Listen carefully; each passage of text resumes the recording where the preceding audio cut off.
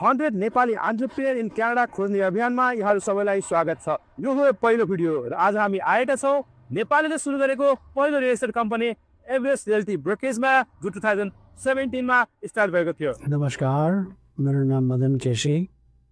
गत लगभग 30 वर्षबाट म क्यानाडामा बसिरहेको छु र सुरुबाटै म रियल इस्टेटमा सम्बन्ध छु र पछि ब्रोकरेज खोलियो। ब्रोकरेजमा रियल इस्टेट ब्रोकरेज खोलेर त्यसको म ब्रोकर हुँ र अहिले त्यहाँ 70 जति हाम्रो कम्युनिटीको मेम्बरहरू रियल्टर काम गर्नुहुन्छ र बिस्तारै हामीले त्यसलाई चाहिँ फेरि चाहिँ सहायक बिजनेसहरू पनि सुरु गऱ्यौँ।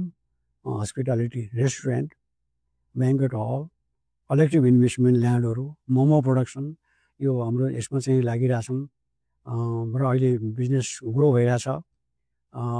यदि रियल इस्टेटको बारेमा कुनै कुरा छ भनेदेखि कुनै पनि बेला सल्लाह गर्न माग्न सक्नुहुन्छ।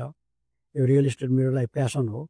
मेरो लागि यो चाहिँ नोकरी होइन कि जब होइन कि मेरो सेवा होइन कि मेरो प्यासन। मैले चाहिँ कसैलाई सल्लाह दिनु पाएन मलाई खुसी लाग्छ। त्यसले गर्दाखेरि हामी इमिग्रेन्ट, हामी यो फर्स्ट जेनेरेसन इमिग्रेन्ट हामी यो देशमा र हामीले चाहिँ कुनै पनि कुरा छ भनेदेखि कृपया मलाई सम्झिनुहोस्।